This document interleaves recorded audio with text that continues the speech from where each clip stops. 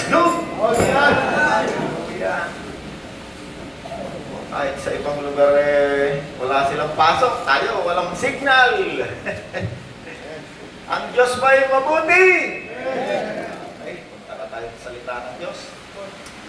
Marami tayo ngayon mga kumpleto tayo ngayon may principal, may doktor. Pati natin pala si Pastor EJ.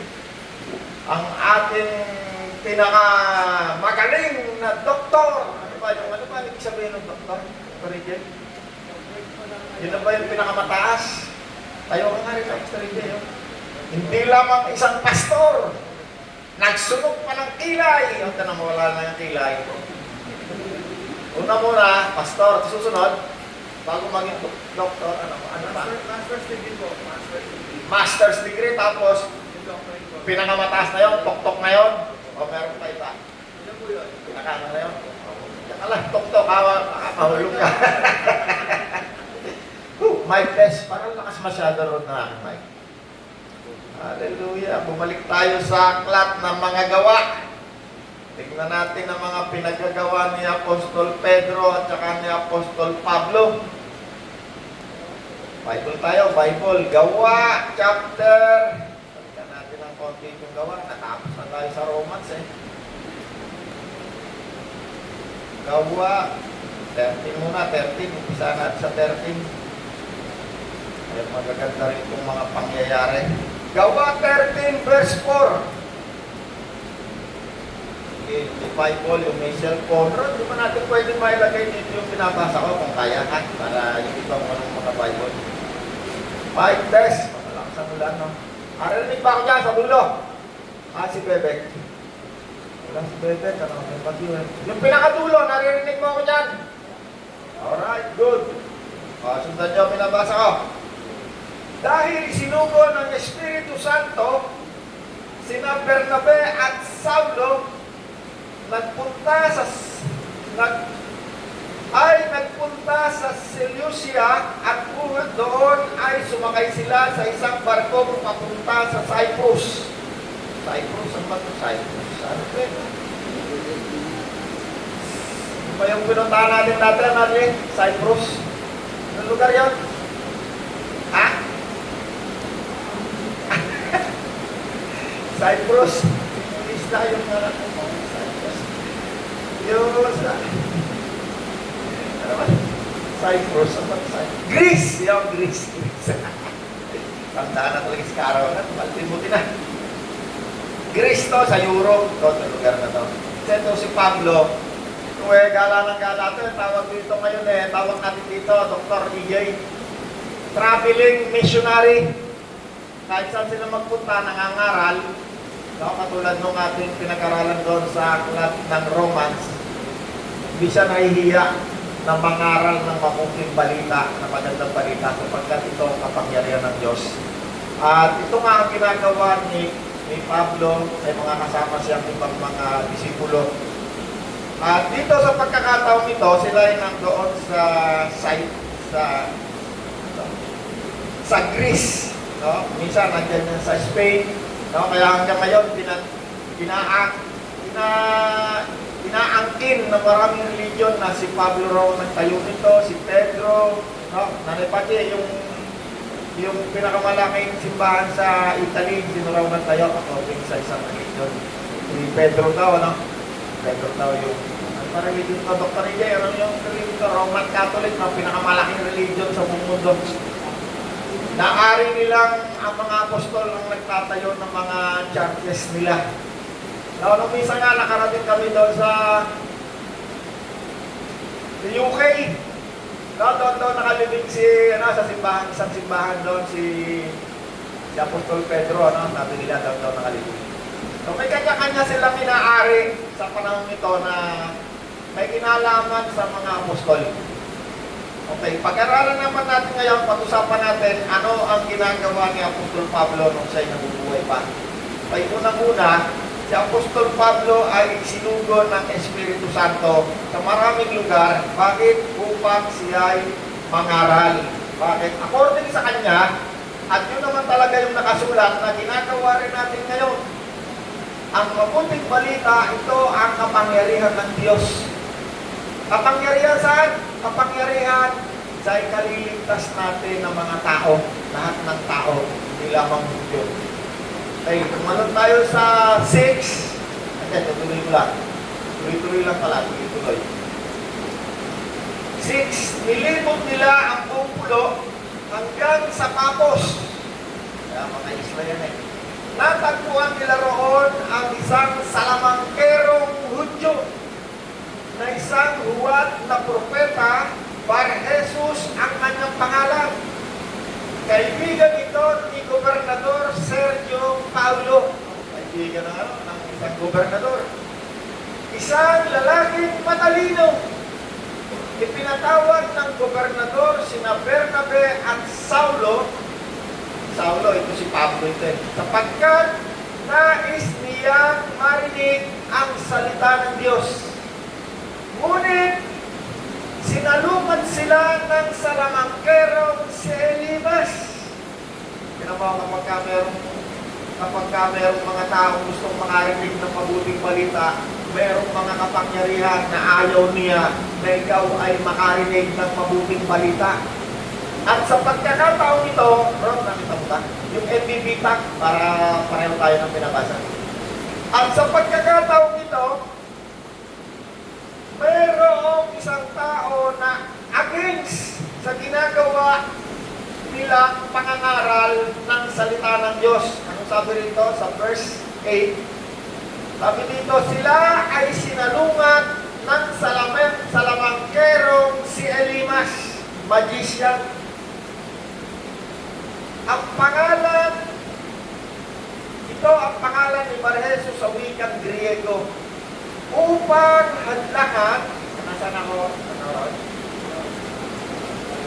Verse, high-tech na tayo ngayon, 8, Ron, nasaan na yung 8? Lakihan mo ba ron para mabasa? Maliit. Lakihan mo pa yung yan, address mo. Sige, babanayin ko. Ngunit, sinalungan sila ng salamangkerong si Elimas upang hadlangan ang gobernador sa pananampalataya. Alam nyo, mayroong kapangyarihan. Kapag pala ikaw ay nangangaral ng mabuting balita, mayroong mga kapangyarihan, may mga elemento na ayaw niya na ikaw ay makaunawa, makarinig ng magandang balita. At niya si Nanay Pati, kahit pumapagyo nandito, bakit walang nakakahadlang? Nanay Pati, no? Walang nakakahadlang. Kapag ka ikaw ay nagpapahagi o magpapahagi ng salita ng Diyos, hindi mo alam, kumisan may mga kapangyarihan spiritual na ayaw niya na ikaw ay makarinig ng mabuting balita. Bakit? Ang mabuting balita, yan ang kapangyarihan ng Diyos. Sa bawat taong sasampalataya kay Kristo. Anong uri ka magkakaroon ng kapangyarihan? Makakalaya ka sa kadalanan, sa kasamaan.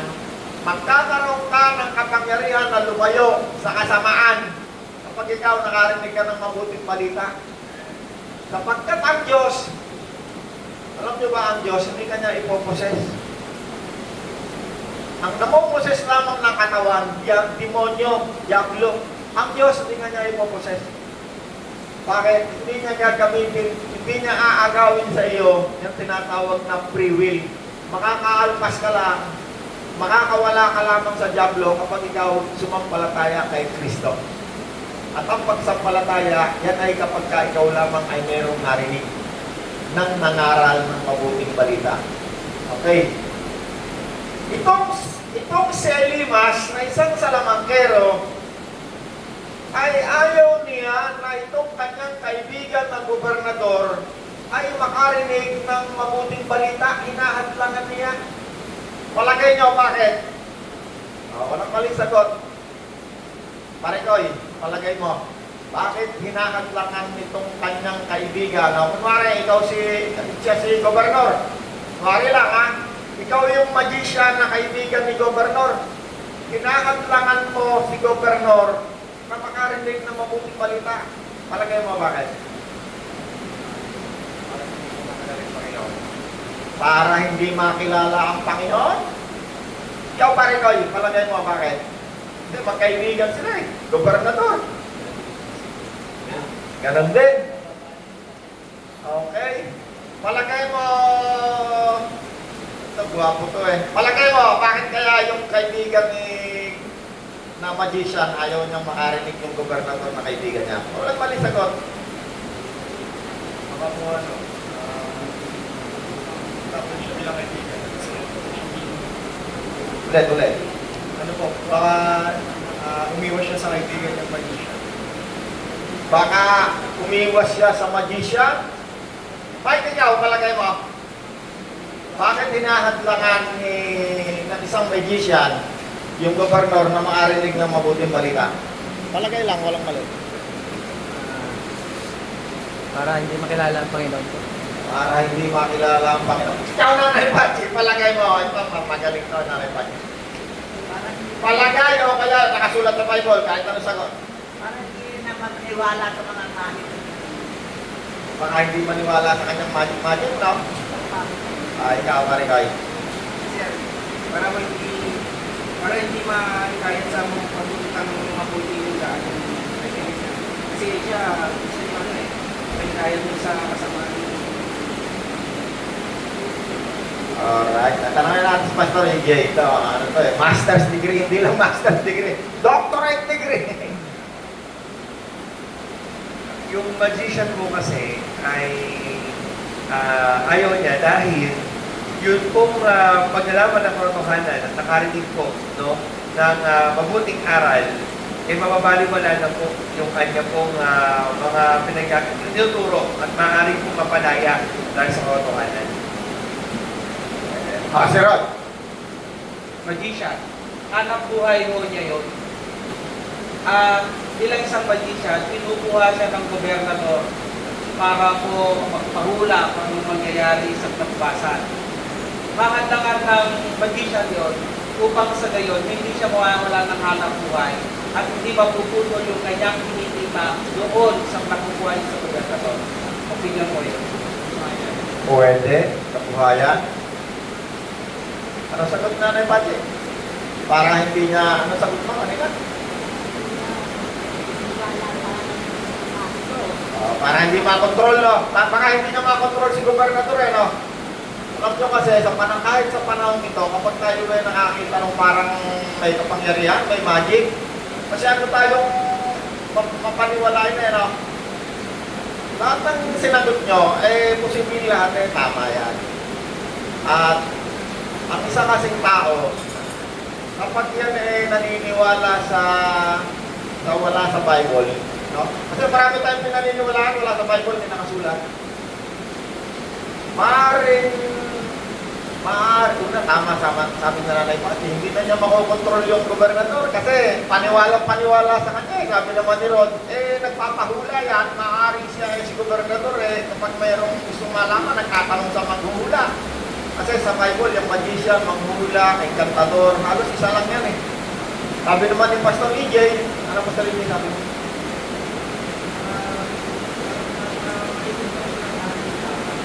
Yun, makakawala na yung hari, yung gobernador, doon sa kanyang maling na papaniwalaan, according doon sa magician.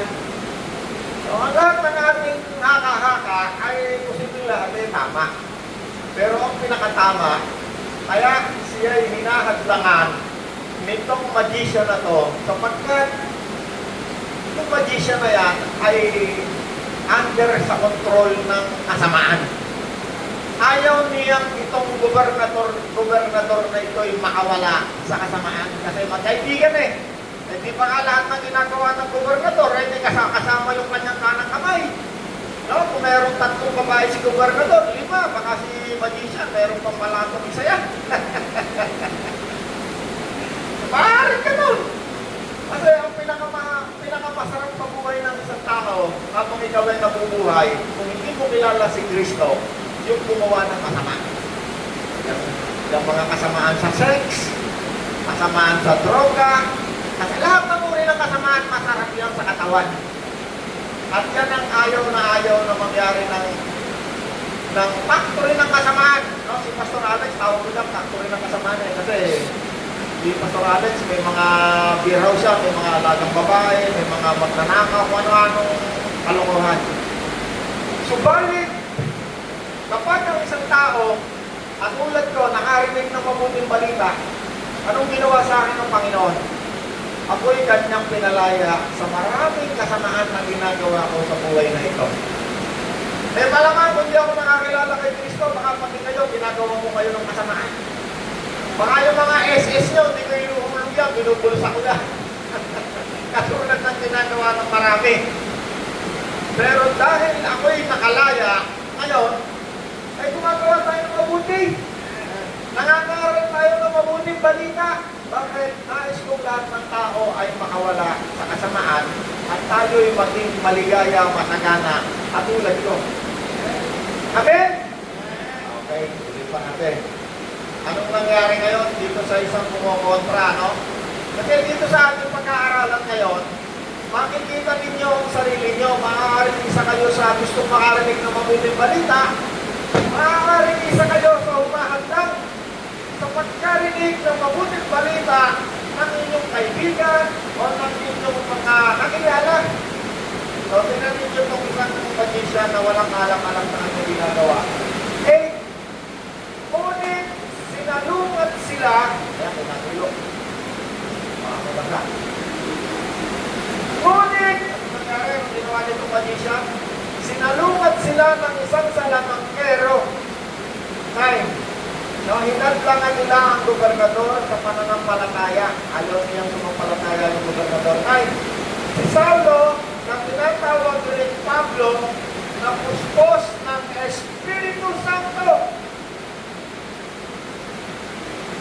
ay tumitig kay Elimas at nagsabi, ikaw na anak ng Diablo, away ka ng lahat ng mabuti. Ano sabi? Natupok na eh, bakit ayaw nitong salamangkero na itong kanyang kaibigan ay maging isang mananampalataya. Bakit? Kasi sinabi ni Pablo na itong salamangkero na to, isang kulang na ba kaya? Hindi naman ikaw yung salamangkero. Siya ay kaaway ng lahat ng mabuti. Ayaw niya ng kabutihan. Ano pa sabi niya, Apostol Pablo? Puno ka ng pagdaraya at kasamaan. Hindi ka ba titigil sa pagbabalungtod sa matuwid na landas ng Panginoon? Ngayon, alam mo Pablo kung bakit sumasalansang isang taong ito sa mabuting balita. Bakit? Sapagkat siya ay kaaway ng lahat ng mabuti. Kaya sabi ni Pablo, siya ay puno ng pandaraya at kasamaan. Sabi ni Pablo, hindi ka ba titigil sa pagbalungkot sa matuwid na landas ng Panginoon? Kasi meron nangyari sa kanya hindi maganda. Kaya kapag meron nangangaral ng mabuting balita, huwag mong aaldakan. No? Huwag mong sasalansangin. Napakalakas na mula. Narinig pa ako dyan. Parikoy, taas ang kamay. Narinig pa ako dyan. Good. Napaka-bless natin, no? Kahit kumapag-uwi tayo, nangangaral ng mabuting balita, no? Woo! Palakpakan natin ang Panginoon. Matay sa ibang lugar, lumulungan sila sa baha. Hindi nila malaman kung saan sila pupunta. Nasamantala tayo, matanong tayo, takan na tayo, magbuburin tayo sa Panginoon. Hallelujah. Tama na. Paano ba sa likod? Nakarang-araw. At tinatagal sa likuran. Bumaha na ba doon sa nakarang araw sa likuran? Bumaha na sa likuran? Bumaha na kayo, Arlan, bumaha na kayo. Ito mga nakarang araw. Katulad. Pagkakataang ulo na, tayo dito, pwede dito sa labi ng piling. Libre ka pa ng goto. Kaya, ano lang yan, pagkadalikado ron. Pwede dito. Sa rito. Ha? Para makatulong tayo kahit paano. Okay, tuloy natin. Mga bait ni Lord. Ngayon, sabi ni Apostol Pablo doon sa sumasalansang, paparusahan ka ng Panginoon, magugulat ka at pansamantala, hindi ka makakakita. Kaya anong nangyari doon sa sumasalansang? ng mabuting balita na bulag. Kaya kung ayaw nyo mangaral ng mabuting balita, huwag kayong umarang sa nangangaral ng mabuting balita. Bakit? Baka matulad ka kay Elimas. Nabulag. Bakit? Akala niya, hindi alam ng Panginoon ang ginagawa niya. Alam nyo, kahit anong gawain nyo. Laman nga lang ng isip natin, alam ng Panginoon eh. Hindi nyo kailangan tanongin ng Panginoon. Tanong ko sa inyo, ngayon ba nandito ang Panginoon? Yes. Sa paano paraan? Sa Espiritu mabuti, santo, nandito siya. No? Si Pablo nangangaral siya dahil siya puspos ng Espiritu Santo. Ang Espiritu na nandoroon ay santo, mabuti. Kabaligtaran nyo ng salitang masama. Amen? Alright. Okay, tuloy pa natin. Ito naman tayo sa Antioquia. Sabi dito, si Pablo ay nangangaral. Paano sabi niya, Apostol Pablo, mga Israelita, kayong lahat na may takot sa Diyos, makinig kayo. Yan, nangangaral. 13, magkakaroon na tayo. Kahit mo na, sa 43. Pagkatapos ng, nasa na ba ako? 40, 43, 42. 42 na.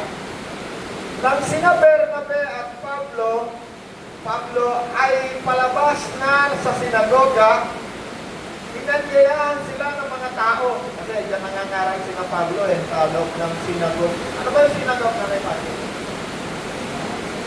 Simbahan nga na, di ba? Sinagoga na ay simbahan ng mga Hudyo, Jewish church. Mga maliliit na church yan sa iba-ibang lugar na labas ng Israel. At kahit sa lugar sa buong mundo, meron yan. Kahit sa mga bansang Muslim, meron yan hanggang ngayon. Kahit sa Pilipinas, meron din yan. At karamihan yan ay nandun sa mga maulad na mga city.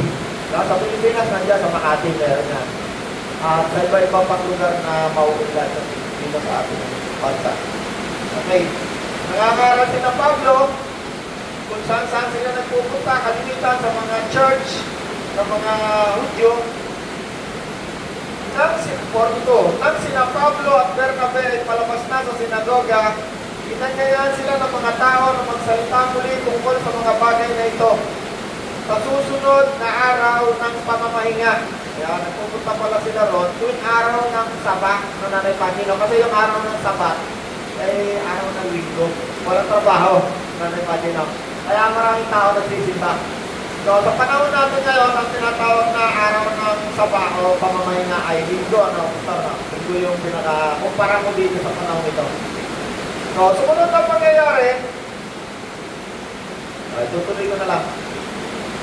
Pagkatapos ng pulong, 47, nang sina Pablo at Bernabe ay palabas na sa sinagoga, inanyayahan sila muli ng mga tao na magsalita muli tungkol sa mga bagay na ito sa susunod na araw ng pamamahinga. Pagkatapos ng pulong, sumunod sina Pablo at Bernabe ang maraming Hudyo at mga relihiyosong Hentil na nahikayat sa Judaismo. Anong palang araw? Kung palang relihiyon ng Judaismo, nakihikayat pala ito. No? Kaya sabi ng Panginoon, mga huwag nyo, ilalakbay ninyo ang mga dagat at mga lugar para makahikayat kayo ng kahit isang hindi sa pananampalatayang Hudyo. At pagkatapos ay gagawin naman ninyo sila mas masama pa kaysa sa inyo. Parang pinatuloy ito. Diba? So, noong mga panahon pala ngayon, ang mga Judaismo, nangangaral din pala ito ng aakit din ng mga Gentile para makaakit naman sa kanila namang kabilang side. At ang ilan sa mga kapangaralan ni Apostol Pablo ay mga Hentil na naakit na sa kabilang panig, naging mga Judaism na, nagkaroon na, lumipat na ng religion sila. At yun ang pinagkamasamang ginawa ni Pablo para sa mga Hudyo ito. 41, pagkatapos ng pulong, sumunod kina Pablo at Bernabe ang maraming Hudyo at mga relihiyosong Hentil na nahikayat sa Judaismo. Nagsalita sa kanila ang mga apostol at pinangaralan silang magpatuloy sa pamumuhay ng nararapat ayon sa kagandahang loob ng Diyos. Grace. Nang sumunod na araw ng pamamahinga, halos lahat ng tao sa lungsod ay nagkatipon upang makinig sa salita ng Panginoon. Kasi maraming miracle na nangyayari, kaya dumadami tao. Inggit na inggit naman sa mga Hudyo, inggit na inggit naman ang mga Hudyo, nang makita nila ang napakaraming tao, kaya nilait nila at sinalungat si Pablo. Ngunit buong tapang na sinabi ni na Pablo at Bernabe, patuloy pa rin silang nangaral kahit na ang mga Hudyong ito ay sumasalungat, patuloy silang sinasalungat. Sino sumasalungat sa kanila noong mga unang panahon? Yung mga kapwa nilang Hudyo. Tama na kay Pagino. Yung mga kapwa nilang Hudyo at ang pinakamabigat nilang kaaway, yung mga Hentil na nakahikayat na sa pananampalatayang Hudyo, yun ang pinakamanibigit nilang kaaway. Hindi lamang yung Hudyo sa relihiyong Judaismo, kundi yung pinaka-extreme, yung mga Gentile na nahikayat sa pananampalatayang Hudyo, yun ang pinakamahigpit nilang kaaway. Kasi nagkaroon na sila ng investment eh. Kumbaga si Nanay Pati, isang Gentile, nahikayat sa pananampalatayang Hudyo, yan ang pinaka-extreme. Pinaka-extreme niya, makikita natin dito.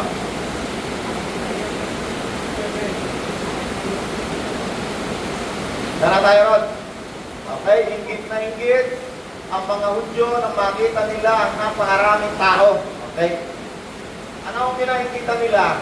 Kasi nung panahon na to, ang leading religion dito sa panahon na to, yung Judaismo, ay biglang lumabas ng mga mananampalataya. Nagkakaroon ngayon ng division ng isang pangkat ngayon ng religion. Nahahati na ang daming mga nandun sa Judaismo, nakikinig ngayon dito sa bagong pananampalataya na itinuturo ni Pablo. Hindi ngayon, nung makita kung bakit, kunwari si Pastor EJ yung pinakapinuno ng Hudyo. Kunwari siya yung head ng Pariseo at saka Saduseo at ibang manseta. Ingit na ingit si Pastor. Si Bishop EJ, bakit? Eh kasi, si Pablo, pag nangangaral, yung miyembro niya, para ba yung katulad ng magician, natatakot siya, wala siya ng kontrol na yan. Kasi may nananampalataya sa kanyang mga, ano ba yung ginawa nitong mga Hudyo na to? Ang ginawa nila, naisipan nila, atakihin yung nangangaral ng mabuting balita. At itong Pablo na ito at ang mga nangangaral na ito, kuminsan kinukulong nila ito at kuminsan talagang pinagbababato nila ito. Kala nila mapipigilan nila ang pangangaral ng mabuting balita. Alam mo, kapag ikaw kasama mo si Kristo, ang Espiritu ni Kristo, kaya sabi rito, si Pablo ay puspos ng Espiritu Santo. No, ang pagkapuspos ng Espiritu Santo, kuminsan hindi mo makikita yung mga nanginginig eh. Ngayon pag sinabi mo, puspos ka ng Espiritu Santo! Ano mga nakikita, meron nakikinig, may nangingisay, may bumula. Ang pagpupuspos ng Espiritu Santo, hindi mahalaga yung kung ano yung makikita mo sa katawan mo, ikaw ay puspos ng Espiritu Santo. At katunayan na ikaw ay puspos ng Espiritu Santo, ang isang tao ay nangangaral ng mabuting balita. Yun ang katunayan, 100% na ang Espiritu Santo, ikaw ay puspos ng Espiritu Santo. Hindi yung mga nakikita natin ngayon na pinubugahan. Patrick kayo bubugahan ka sa ulo. Ang aking mga Espiritu Santo. Hindi yung mga ganyan. Tapos pag alis ka kung saan ka pupunta sa mga beer house, ano kawalang yan gagawa. Ang Espiritu Santo, unang-una, walang nagbibigay ng Espiritu Santo si Kristo lang, hindi tao. Pagbaba pa lang ni Kristo dito sa mundo, sinabi na ni John the Baptist, sabi ng Diyos kay John the Baptist, ang makita mo na bumaba ang Espiritu Santo, siya ang magbabautismo sa Espiritu Santo. Wala na iba. Yung mga pagpapatong ng kamay, maraming pinapatungan ng kamay, pero inuutusan siya para magpagaling, para specific, tinatalaga. Pero ang Espiritu Santo, ang unang pagbaba ng Espiritu Santo sa mga hentil, na sumampalataya kay Kristo nung panahon si Apostol Pedro ay nangaral sa tahanan ng isang sundalong Romano. Pangalan ng sundalo na yan, Cornelio. Nangangaral pa si Pablo nang bumaba ang Espiritu Santo sa mga nakikinig. Ayan niya sa Acts. Kaya si Pedro nangaral, si Pablo nangaral. Bakit? Sila yung mga unang binabaan ng Espiritu Santo. Okay. 20. Tumatalon ako. 11, 40, hindi, ano pala? 40. 46, 49, 50 na pala, Rod, 50. Tumalo na ako. Ngunit ang mga pinuno ng lungsod at ang mga debotong babae na kilala sa lipunan ay sinulsulan ang mga Hudyo upang usigin sina Pablo at Bernabe at patayin at palayasin sa lupain yun. Yan ang ginagawa nitong mga against sa kanila, ano? Dahil sila yung may malaking impluensya, talagang ginagawa nila lahat yung paraan para ang mga tao hindi makarinig ng mabuting balita. Pangalawa, dahil nainggit sila, yung pangangaral ni Pablo, nakikita nitong mga relihiyon na ito na mapabawasan din ang kanilang kaperahan kasi yung mga membro nila, lalo na yung mga mayayaman, nako, hanggang ngayon, yan ang pinag-aawayan ng mga relihiyon. Yung kanilang miyembro makuha ng mga ibang relihiyon. 14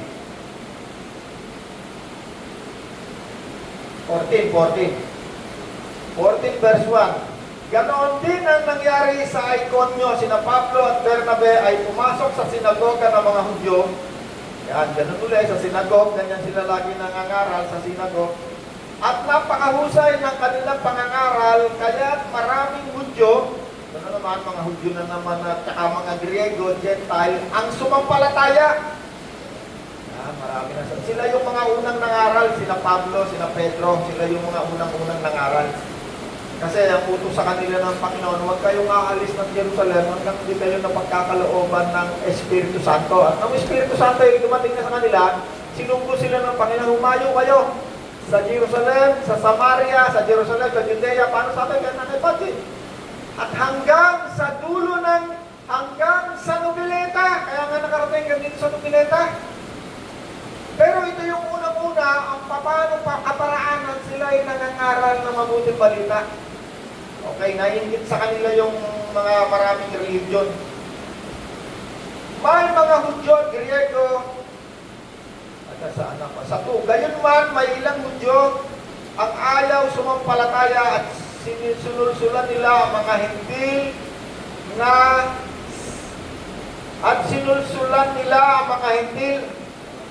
at nilason ang isip ng mga ito laban sa mga kapatid. Yan ang karaniwang ginagawa ng mga tao.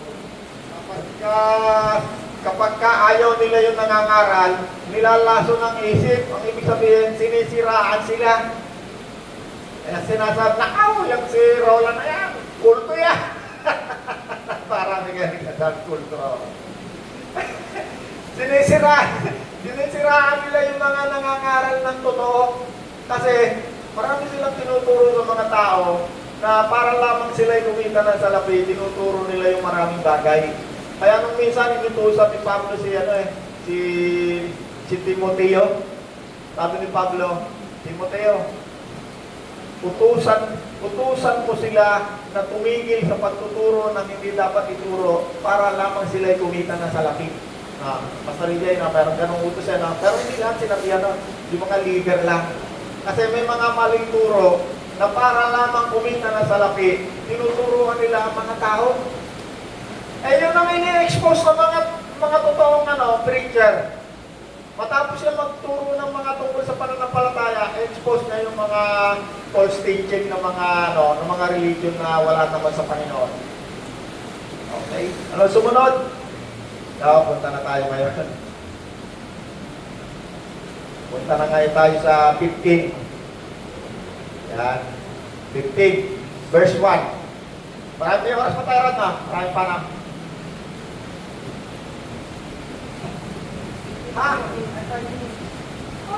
Hindi tayo makakasilip tayo. Sige, umpasahan ko lang para next week tutuloy natin dito.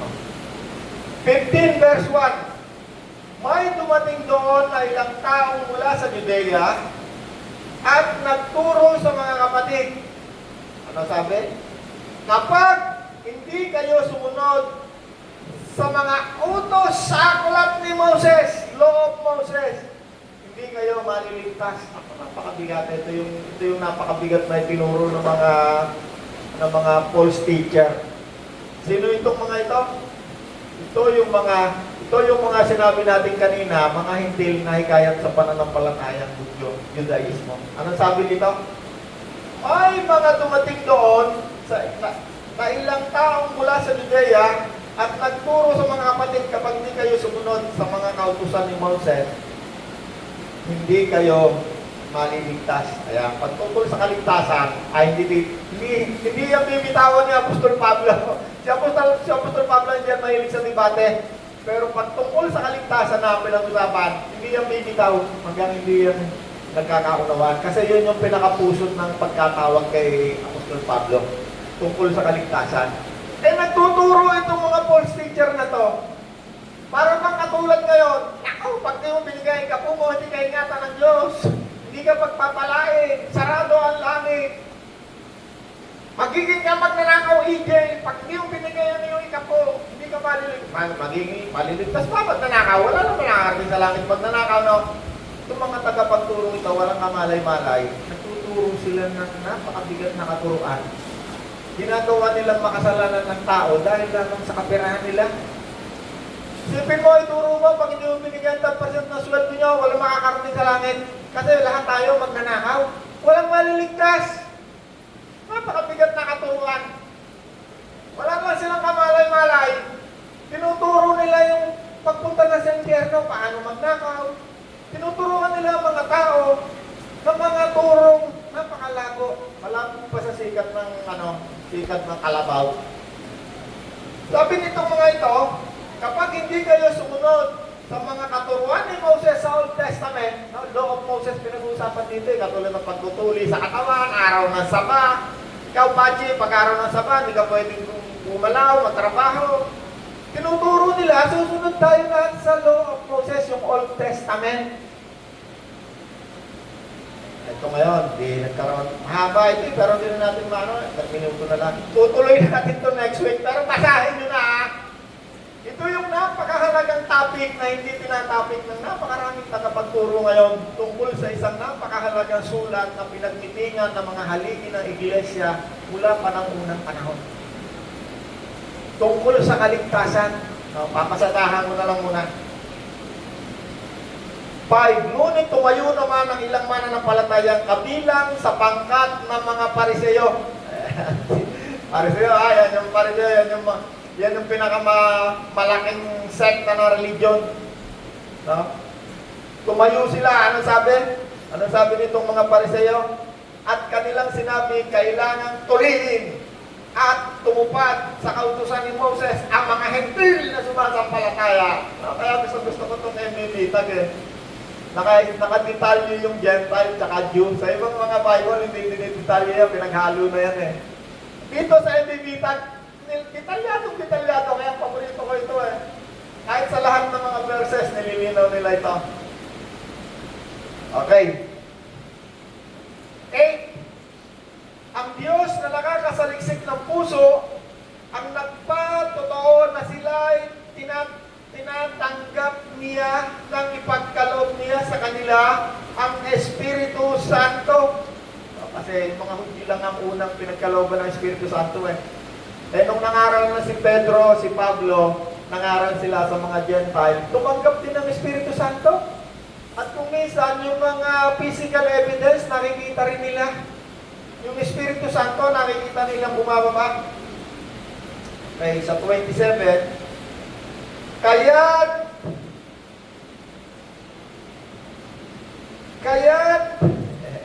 yan. 12. Tumahimik ang buong kapulungan at nakinig sila habang sinasalaysay ni Bernabe at Pablo ang mga himalang ginawa ng Diyos sa mga hintil sa pamamagitan nila. 13. Pagkatapos, si Santiago naman ang nagsalita. Si Santiago, ito yung haligi ng iglesia, kapatid ito ng Panginoon. Mga kapitid, makinig kayo sa akin pagkatapos. Tatalo na ako, masyado mahaba. 19, nagpatuloy si Santiago, kaya't ang pasya ko, huwag nating pahirapan ang mga hentil na lumalapit sa Diyos. Sa halip, sulatan natin sila. Yan, sulat na yan ang hindi nila nakarating dito sa dulo ng daigdig. Nila buhukos yan ng mga doctorate degree, ng mga master degree. Dentist, patologya yun, ha? Ayan, ang pasya ko'y huwag natin pahirapan ang mga Gentile na mananampalataya ng lumalapit sa Diyos. Sa halip, sulatan natin sila na huwag kumain ng anumang niyandog sa Diyos-Diyosan, huwag makikiapid, huwag kakain ng hayop na binigti at ng dugo. Sapagkat mula pa noong unang panahon, ang kautusan ni Moses ay binabasa na sa mga sinagoga tuwing araw ng pamamahinga at ang araw niya ay tinuturo sa bawat bayan. Okay, talong pa ako. Kaya, minabuti ng mga apostol na matatandang pinuno na iglesia at ng buong iglesia na pumili ng ilan sa kanila upang subuin sa Antioquia kasama ni na Pablo Bernabe. Ang mga napili nila ay sina Judas, tinatawag na Barabas, si Silas, ng mga lalaking ginagalang ng mga kapatid, at pinadala nila sa kanila ang sulat na ganitong nilalaman. Yan. Bakit tayo lang sa atin lang nakarating to, no, Rod? Pag ito ay nakarating sa ibang mga church, nako, magkakaroon ng division. Kami mga apostol at matatandang pinuno na iglesia, inyong mga kapatid ay bumabati sa mga kapatid namin hentil na nasa Antioquia, Syria at Cilicia. Nabalitaan namin ginugulo kayo ng ilang mga pastor na galing dito.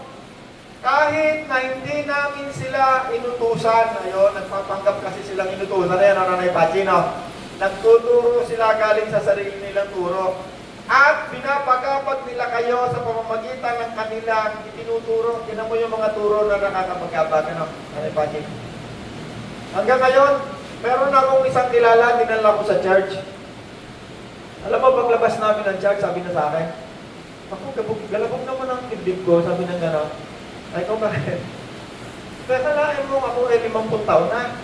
Eh, narinig ko pag hindi raw binigay yung 10% ng sweldo ko, ako'y susumpain. Pag nanakaw pa ako, talagang gumalabog ang dibdib daw niya. Sabi niya, ito yung tinutukoy rito. Mga turo nakakapagkagalabog ng dibdib. Sabi niya, kaya ayaw pumunta sa church niyo. Sabi niya, kasi pag ako pumunta sa church niyo, talagang paglabas ka, galabog ang dibdib ko. Pag ang turo sa loob ng iglesia, o kahit sino nagtuturo, paglabas mo, nagkaroon ka ng fear, hindi ang galing sa Diyos. Turo yun ng demonyo. Kasi ang Panginoon, pag nagturo, unang tuturo niya sasabihin sa, peace be with you. Ang kapayapaan ay sumayo. Kailangan paglabas mo, meron kang malakas na kapayapaan. Hindi yung mga turo ng paglabas mo, talagang galabog, kakaroon ka ng takot. Ang Diyos, pag yan ay nagturo, hindi yan out of fear. Iba yung fear na tinatawag na pagkatakot sa Diyos. Hindi yan. Ang turo ng Diablo, pag yan ay tinuruan ka, matatakot ka, gagalabog ang dibdib mo. Okay? Pinanawa kayo? Yan. Pinaligan ko lang to eh. Ito na ano na natin eh. Ito na, last verse na tayo. 29. At pinalakad nila ang mga sugo pagdating sa Antioquia, no, lahat ng mga churches na binanggit ni Pablo, dala-dala itong sulat na ito eh. Tinipon ng mga ito, mga kapatid, at binigay ang sulat. Yung sulat, napakalaga nito, paulit-ulit. Pagkabasa sa sulat, nagalak ang lahat dahil sa mensaheng nagpalakas ng kanilang loob. Tinawa no? Pag pinasa mo yung sulat na yun, lalakas ang loob ng mananampalataya. Bakit? Kasi kalayaan yun. Walang ipapataw sa'yo. Kaya sabi niya, Apostol Pablo, ni Pedro, ni Santiago, bakit natin pahihirapan ng mga hindi na sumasampalataya sa Diyos? Bakit hindi natin sila bigyan ng laya upang sila'y makalapit sa Diyos? Ano sabi rito? Nung mabasa yung sulat, masettle yung issue. Nagalak ang lahat dahil sa mensaheng nagpalakas ng kanilang loob. Pero wala kahit isang pastor gumasa nito sa aking 30 taong pagiging Kristiyano. Wala kahit isang pastor nagbasa nito. Lumakas sana ang loob ko. Kaya noong panahon na hindi ko ito nababasa, talagang laging kalabog ng aking dibdib. Hanggang sa nabasa ko itong sulat na ito, nakalabas ako sa nakalaya ako. At dahil ako'y nakalaya, lalo akong naging masaya habang ako'y nagbibigay, lalo akong pinagpala ng Diyos, sapagkat mahal ng Diyos ang gumagawa ng may masayang kalooban. Amen? O, sige, konti na lang. Sina Judas, ano sabi? Sina Judas at Silas na mga propeta rin ay maraming itinuro sa mga kapatid at nagpasigla, nagpatibay ng kanilang pananampalataya. Ano nangyari? Basahin mo yung sulat na yan, lalong sisigla pananampalataya, lalong titibay. Amen! Tayo tayo lahat. Ikaw